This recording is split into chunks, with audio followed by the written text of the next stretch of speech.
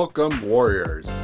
This is Outreach Warrior with James Baker on episode 2. My name is James Baker, and today I am joined by my good friend Tom Laskowski. Tom does all the behind-the-scenes work here at Outreach Warrior, and he is a great friend, and he is a very passionate person about what he does. We're going to have Tom on the show today for a little interview with me, your host, James Baker. Well, thanks for having me, man. I wanted to be on this second show because the first show, I heard some things I had never heard before, but I also didn't hear some of those things that first attracted me to working with you when Mike reached out, a friend of ours. Mike reached out to me originally and asked me if I was interested in working on a documentary based on the activities you're doing with starfish. And I was very interested because I myself have tried to help the homeless many times, and sometimes successful, sometimes not. But after hearing your story, I really wanted to do more than a documentary. I wanted to do things like we're doing here with the podcast and you know, working with you with your Pizza Panda stuff. So, and there's so many aspects that really attracted me to working with you. Your passion for this is equals in at least to my passion for filmmaking, video, and such. Anyway, the first thing I want to hear about is the first thing that caught my attention, which was, why starfish? Why the name starfish? That is a great question, Tom. So when me and my partner started Starfish, we knew we wanted to do something. We knew we wanted to get active in the community with the homeless and displaced. And it started off, which we'll get into shortly, with one person. And then I heard a story of the old adage, I don't know if it's a parable or something along those lines, of a little boy on a beach tossing one starfish at a time into the water. And then an old man comes up to the young boy and says, "There are thousands of starfish here on the beach, you can't save them all." And then the little boy replies, "Well, I saved that one." And that really hit home to me because at first the work we were doing kind of felt insignificant, working with just one person at a time. But for that one person, we were helping. And so that's where the whole starfish came from. So kind of like each person is a starfish that we're saving. And hopefully one then breeds the next, breeds the next, breeds the next, then of course breeds interest in helping to help more. Absolutely. And create what we mentioned to each other, which was really funny, creating more warriors. I think that's wonderful, man. And that's obviously what attracted me right off the bat. But now, on the last podcast, you mentioned the story about the Star Motel. Now, that touches me at home because I fell into some issue for a while where I thought I was going to have to move out and move into a motel to get myself back on my feet. And believe it or not, Star was one of the places I looked at. And that story just rocked my world. But there was another story, the one that you told me, that helped initiate Starfish itself. And I really want you to share that story because that's almost an identical story to the Star Hotel story. So it kind of shows, like, you know, this constant repetition of trying to at least help one starfish at a time. It really does. They really do correlate together. Just to touch briefly back on the Star Motel, it was back when I was working for a company called KinderCare, Child Care Center. And there was one family that was not dressed very nicely. You could tell they were in having some problems. And one of the little girls wanted to buy a book at our book fair, and Dad didn't have the money, so I bought the book for her. She was very happy, and then that started the relationship with me and the father. I gave him rides sometimes, and that's when I saw the Star Motel. I had no idea about the situation that was happening with these people, these displaced people living in these hotels. And this was back, I want to say, 2014. So I helped as much as I could, learned about this problem that was going on all around us, that many, and it's not, I don't like to use the word that we were ignorant to it, it's just we didn't know about it, and the normal person wouldn't know about it. but it's hiding in plain sight. It's all around us. Well, now, wait a minute. Ignorance to a topic is one thing. Being an ignorant person is another thing. And I think that's where that word's gotten really bad connotations. Yeah, Sorry. oh, no, I absolutely. just had to say No, that. no, and that's why Because I wanna- ignorancy is okay if you learn. Yeah, absolutely. And then that's how I learned. Just, if I didn't buy that girl that book, I would have never known. I mean, eventually probably would have found out, but I just never knew. And I just think the normal person wouldn't stick out to them. So made a relationship with the father, the mother. There were 3 daughters. And after that point, with my company, KinderCare, we put together a little outreach. I haven't even told you about this because it was small, but we did a little Christmas thing there. I went to a local nonprofit and I said, "What are the biggest needs for people that come and that you give and that you help?" And they said 3 things: shoes, underwear, and socks. We could get toys all day long, for Christmas and everything, but these are the things that they really needed. So we got almost 200 pairs of brand new shoes, tons of brand new socks, tons of brand new underwear, and that kind of started the fire in me to start giving back and trying to help. Now, fast forward almost 10 years later, which you just brought up about starting Starfish was, as I like to say, this young little boy that I met. He was like the Starfish.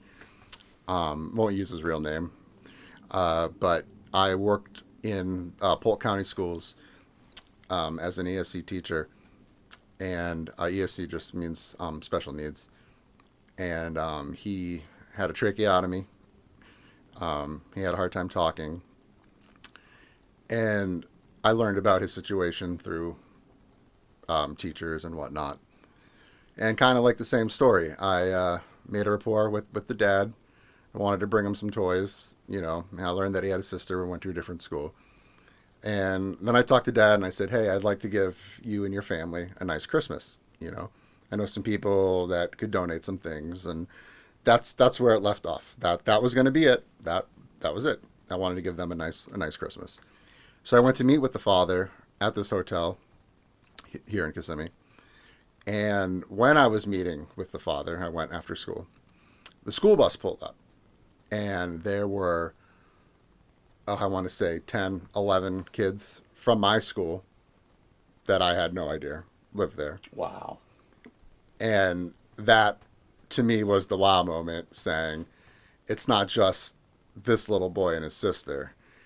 It's a handful of children right at my school 2 miles down the road that are living here with their families. And at that point, I wanted to try to help. That leads me to, there was a independent film that came out, 192 Project, I believe was the name of it. Florida Project. Florida Project, yes. And I wonder how many people saw that strictly as a fictional movie, maybe depicted on like this one person. Not the fact, like myself living right off 192, I see there's hundreds of these people living in. I don't even know how many are living in them. And like you said on the last podcast, it's not cheap. No, not at all. And I think a lot of people might think that these people are displaced on the verge of homelessness and, they're staying here for almost nothing. That is not the case at all. A lot of the people, I'm not going to say all of them, but a lot of the people are working full-time jobs, and a lot of the people are there with their families, and they're paying, just from the hotel that I worked very closely with, it was $320 a week. If you think about that, that's rent at an apartment. That's a mortgage almost. That's as much as the place that I own rents for here in the community I live in. And that's really funny too, because and this was something I ran into, because I had a residence when I was in deep trouble, and I reached out to some places because I had a residence. I was excluded from some of the programs that would have helped me get back on my feet, which is what almost sent me to go live in a motel, so at least I didn't have a permanent residence like I have here. I was fortunate, or unfortunate in that case, to have been able to pay off my place, so I didn't have that mortgage debt, which puts you into some categories, or completely without a residence, or temporary residence, which puts you in another category. Yep. So that's where even some of the motel folk, displaced, we decided to call them, they're even excluded from some programs because they've managed to get themselves a little bit of shelter. Yeah. There, and I right now I want to talk a little more about the Christmas party, but just to divulge a little bit of what I do now, I work in a homeless shelter for 18 to 20-year-old youth, and I'm just now learning about what you were just saying about there's a lot of help out there, but for that situation you do have to be homeless, And you have to find that help. There isn't really, a lot of them, like I remember the guy with the money suit. And one of the things he said, and the reason he had his book for all these programs, were because when they get the money to do the program, they're not allowed to promote it because that money is to go to the program and spending the money for the people and the needs for that program, not to promote that program. Oh, absolutely. Yeah, you're not going to hear a commercial on the radio for help. I just recently, from where I'm working now, is I've been blown away about all the agencies that are out there, but they're hard to find. I mean, you're not going to, if you're struggling right away and you're on the verge of being homeless, you're going to need a caseworker or something like that to help you get in touch with these agencies. And that's where it'd be cool if maybe this show could help with some of that. Maybe find out some of these strange programs that we don't even know about ourselves at this and share that information maybe. No, that's a wonderful idea. I mean, I'm every day at my work, I'm learning about new programs. It's every day I learn something new, to be honest with you, and it blows me away in a good way, in a very good way, that there is this help out there. So there you go. We got it from an insider. Insider information. So, okay, Christmas party. Now, my understanding is while Starfish was the beginning and the working with those couple kids was the antithesis of this Christmas party. That's something that was apparently what actually brought Starfish to be. Yes, that was the beginning of Starfish. So when the kids got off the bus, I realized this wasn't about this little boy anymore. This was about a little community living in this hotel. And first thought was, let's go on Facebook, ask for some money, get some presents. I'll spring for 15, 20 pizzas. Maybe they'll give us a discount. Little thing in the lobby. Just to give back a little bit. Nothing huge. Now, to cut in, since then you've made a deal with Papa John's, or are you allowed to say that? Not right now. We did. Papa John's was helping us a few times. We actually had a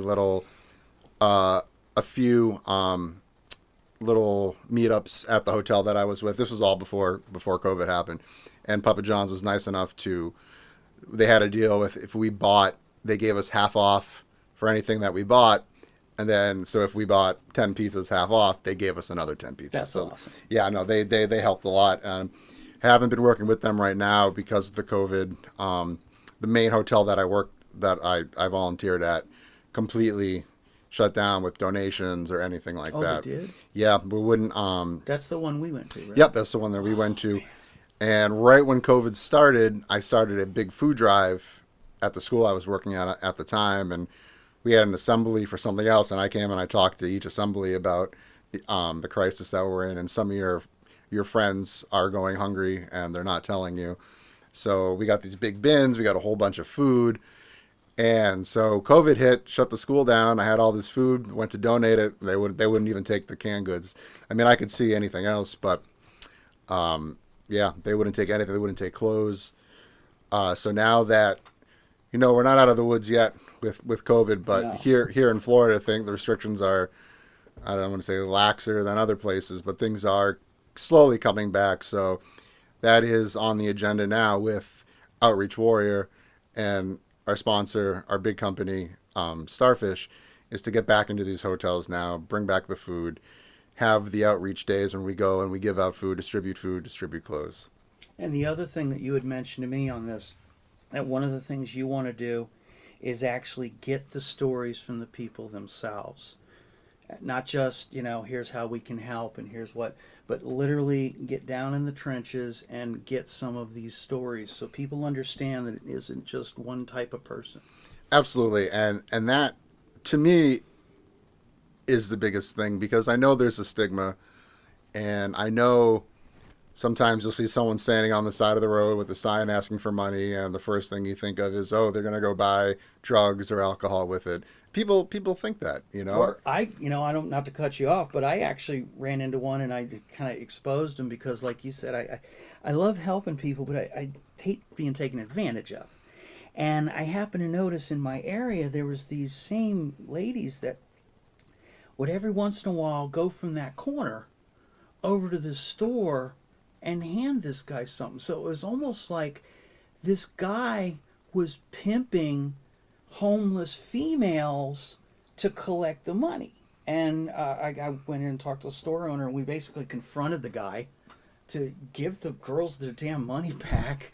And the girls defended him as like, it was almost like this weird little homeless cult.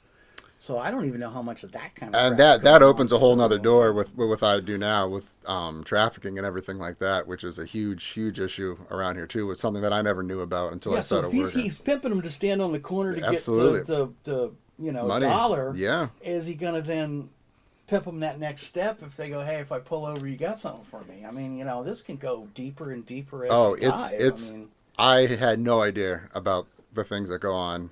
But working in the shelter I work in now, it's you'd be surprised. That's something we can talk about.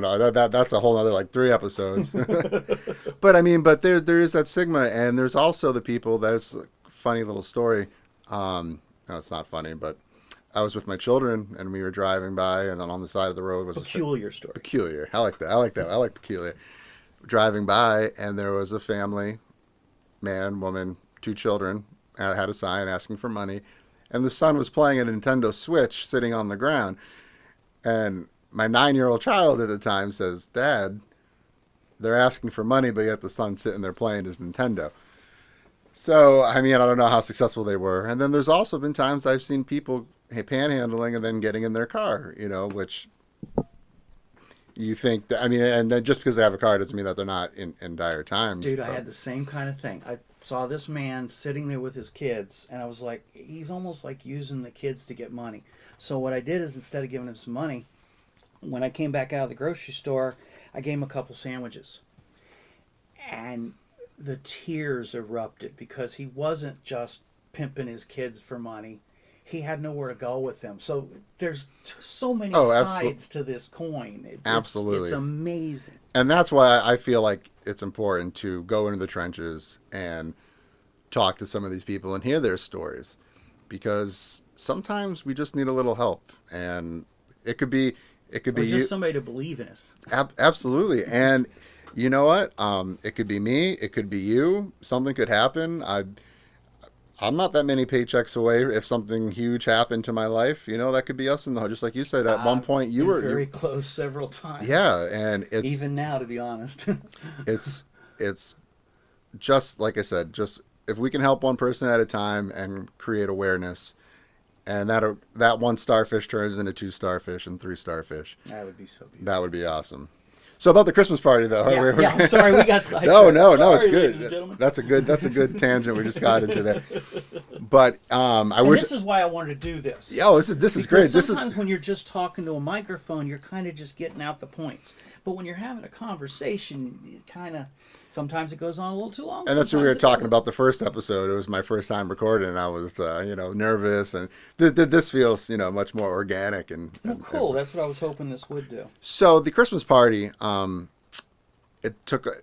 went to ask for donations online. This was before the company was started or anything like that. I just told the truth. I said, this is what we're looking into. If you'd like to go on Amazon, you can ship us some presents. And then that turned into, well, maybe you can make a wish list. And I was like, oh, I'm not. Socks, underwear. So I did. And so I'm not that Amazon savvy. So I figured out how to do a wish list. We did, some clothes, baby goods, toys. And then actually when we get rolling with our Facebook page and web page and everything. I'll put some of the pictures up. This was 2019. I took numerous pictures of our Christmas tree with the presents that kept rolling in, and it was amazing. And so I can't take credit for what, not to get religious, but what God did with this was huge. More and more and more presents came in, and more people started talking about it. More people started talking about it online, and then I also put it on the Claremont page, and people started talking about that. And then other people reached out to me. One of my partners in Starfish was through someone that volunteered. Her friend heard about it, and she actually works with us now. And she got it, and she got some people, and then she got some people. So to make a long story short, the night of the party. Oh, and this is my favorite part of the whole. This just shows you how can work and spread. I wanted a snow machine. I wanted a little snow machine, just so, because in my mind I'm still thinking some presents in the lobby, some pizza. Now now the presents are growing, and now you're thinking experience. So now I'm thinking, okay, you know what? I'll dress up as Santa. I'll dress up as Santa. So, but I wanted a snow machine. So I talked to a friend who does kind of that entertainment stuff for a living, and he couldn't let me borrow one, but he gave me some advice. So I looked on Amazon. They were $100, $200. Reviews were all poor on them. Yeah. And I'm like, I don't want to buy one and not. Made in China, dies immediately. Oh, exactly. And so I'm on Facebook, and I see somebody I used to work with who runs a childcare center now. And what do I see in all these pictures? Tons of snow inside this building. And I was like, so I emailed her. I said, please. I was like, I'll do anything. I was like, can I please get the snow machine just for one night? I'll pay you a little bit of money. She goes, they're not mine. They're a dad's of one of the kids here, but I'll put you in contact with them. He calls me, super awesome guy. He goes, well, these can I borrow one? He goes, well, my snow machines are about $1,600. And I was like, okay. But he's like, no, I'll come, we'll set it up. And he's like, and I also want to bring a sound stage. And I'm like, a sound stage? Oh, wow. And so he's on the entertainment business. Long story short, night of the party. It's about a 20-foot stage. Takes up the width of the parking lot, puts it in the back, brings a DJ, brings the snow machines. And if you guys would like to see the party, it is on YouTube. It's called All Because of Philip 2019 is the name of the party. And I believe it's Philip with 2 L's. We'll see if we can put that in the description. Oh, yes, that's a great idea. And you can see the snow. So the snow fell. I was the Grinch passing out the presents. And it was just Papa John's catered pizza, Chick-fil-A catered chicken nuggets, Chuy's, a local Mexican restaurant, brought chips, salsa. We had people doing arts and crafts. We had someone donate a bounce house. Some of these kids got new bikes. So you went from a Christmas party to a Christmas fair. It was, yeah, it was. And we had people that, and awesome. Since I put it on the Claremont page, I didn't even put it on the Kissimmee because I live out in Claremont. People were showing up that just heard about it, and people during the night bringing more presents and more presents. So you can see it in the video, and there's lots of pictures. Maybe we could put together something with the pictures and stuff. Oh yeah.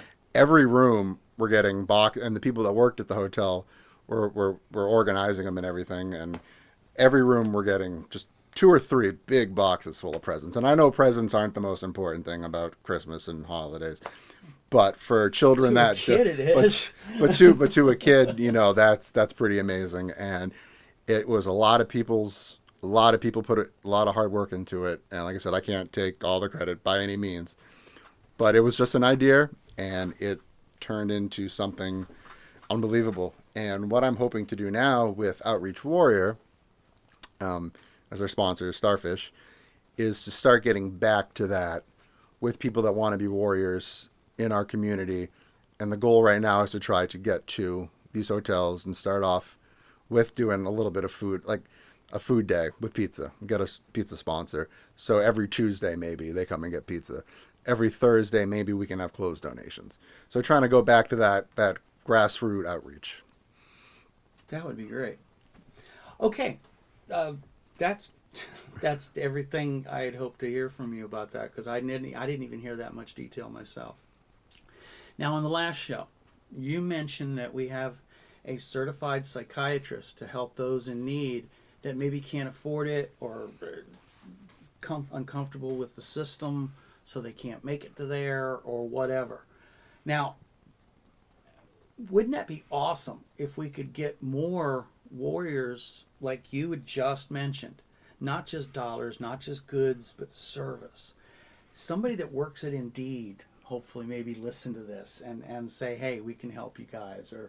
Or LinkedIn, because they work with resume services and everything else. Because I realized that, like, I've heard some of these stories myself, and sometimes it's like, well, my resume sucks, my handwriting sucks, I don't have a clean set of clothes, so the clothes things, but hygiene, where can I take a shower?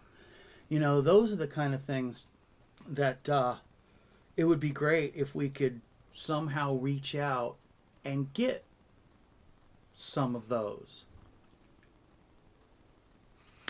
Yes, and absolutely what you just said. It's not just about money. It's not just about presence. It's services is a huge thing. Resumes, absolutely. That's a huge, absolutely huge. Nice clothes. All it would take maybe for one person was to get their resume together and a nice outfit and just a shot. So please, warriors out there, let's come together. Anything. Oh, about the psychiatrist. Yes, my friend. She is a wonderful. I kind of jumped over that. Sorry. No, it's okay. She's a wonderful person. I met her through helping out at different places. She wants to offer services to people that are living in the hotels, displaced families, because that's got to be a huge mental health weight on your shoulders, anxiety, depression. And then sometimes we spoke just a few days ago about working with these people, and it sometimes brings drug usage too. They're depressed, and then You got to escape somehow. absolute. Mm-hmm, yep, and that's just another avenue that they could go down. So we think offering mental service help would be extremely beneficial. Just having somebody to talk to, I can tell you from personal feelings that just having somebody to talk to that understands how to answer your fear, question, whatever, sometimes is almost as important as that buck. Absolutely, absolutely. I can't agree with you more. Well, James, I think we should go ahead and wrap this up. I do appreciate, the time to step on your show and share these things with you and dig a little deeper into what you want to do. Um, I hope everybody pardons our dust. The microphones may not sound perfect. We still got a long ways to go with this. Yeah, we're still learning. Tom is doing a excellent job. He knows the magic here. I look at this stuff. Learning, kinda. I look at all this stuff around here. I have no idea. All I'm doing is just talking. But I would really like to reach out and say thank you to Public Supermarkets. They're a major corporation down here in Florida. Now, what's with Publix? Are you doing anything with them, or have you still got an open door, or what? We are working with Publix right now. I cannot take the credit right now. My wife Rebecca is doing the work with Publix right now. She picks up bread twice a week. Oh, really? Yes, Publix donates day of and day old bread. Wow. And also pastries. It would blow your mind the amount of bread that she gets that they don't sell. And Publix is nice enough to give it to nonprofit organizations, and so she goes and does that twice a week. She brings it to people in need, also churches. So big thank you for Publix. Hopefully we can get them more of a sponsor too for Outreach Warrior as well. And if you know somebody that might want to be involved, please reach out to us. Our email is outreachwarrior@gmail.com. Let us know questions, comments. I'm really thankful to be here. I'm thankful for Tom, and thankful that we get this opportunity to help others. And like I said, my goal in the near future is to do a warrior meetup at one of these hotels in the near future. Start small, we'll get bigger. We're also going to probably work on a GoFundMe and things of those nature as well. And currently, just to update everybody, we are available on Spotify. when I put some video to it on YouTube, Google Podcasts, and Radio Public. And we're working on getting on Apple, and we're working on getting on Amazon Music, all via Red Circle. So again, James, thank you. And actually, it's your show. Why don't you say thanks and goodbye? Thank you, Warriors. Thank you for joining us. Again, big thanks to Tom. He's a great guy. He has the magic here. Let's just get together, help pull our resources that we have, and it doesn't have to be money. I don't have a lot of money, but it can be anything that we can. And if you know somebody, if you know a company that can offer services or anything like that, please reach out to us. Thank you for joining us for our second edition of Outreach Warrior, and we'll see you next time.